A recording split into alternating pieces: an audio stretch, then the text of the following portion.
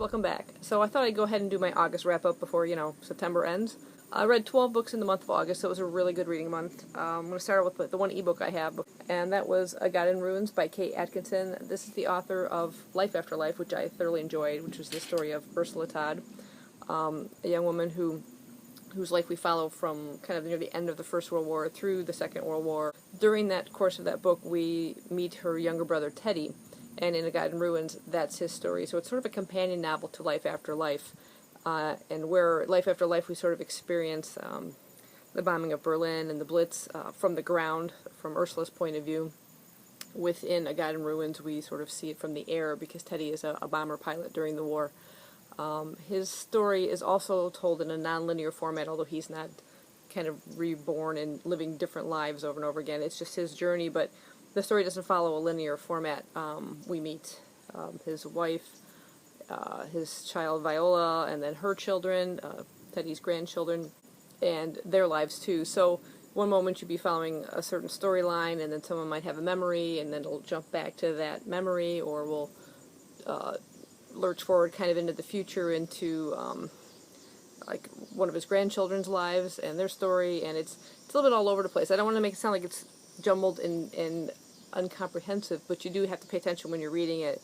As much as I enjoyed Life After Life, I also enjoyed this one. They were both beautifully written, and I'm really finding myself wanting to read more and more from this particular author, and I gave that one 5 stars. Moving on from there, the actual first book I would say I read within the month, officially, was Meg by Steve Alden. This is a carryover from the Booktubeathon, and this was my selection for a book that I first learned about from YouTube, and that was from Steve Donahue's channel, who absolutely raves about Meg and the entire series of Meg, and I can see why. It was a fun read. It's going to be a guilty pleasure read that I will probably be picking up more in this series.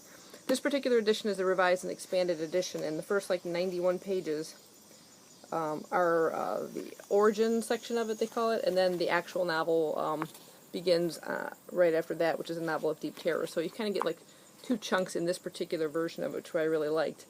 And it's basically Jurassic Park meets Jaws, best way to describe it.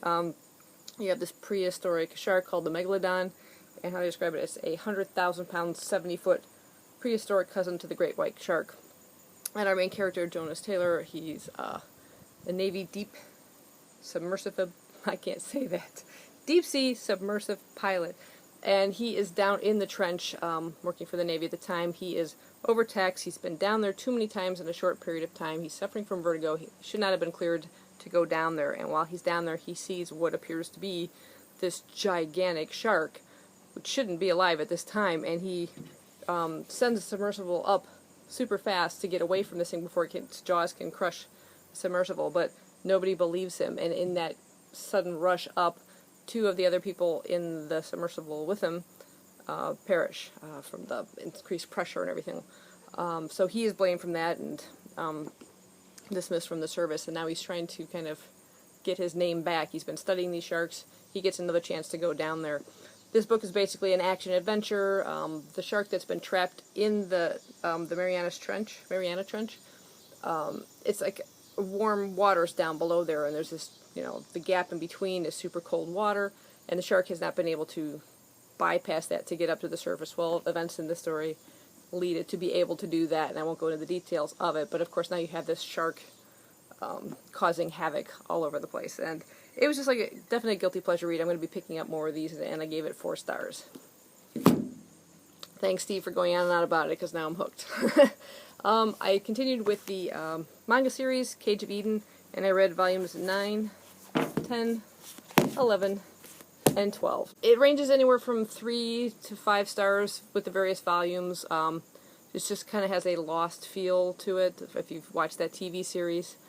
Lost and Jurassic Park, again, there are prehistoric creatures on this island. It looks like now that there may have been people on it before. It is uncharted. There's a plane crash and people are trapped on it. You see all the elements from these previous TV shows, but it's definitely engaging. The characters I'm getting really attached to, and they're getting more depth and more, you find out more about them, and some surprising revelations about a couple of them as well, so I'm really enjoying it so far. Okay, while editing, I realized this was going to run over 15 minutes, and for some reason YouTube will only let me upload 15 minutes through my iPad, so I'm going to have to split this wrap-up into 2 parts, so keep your eye out for part 2. Thank you for watching.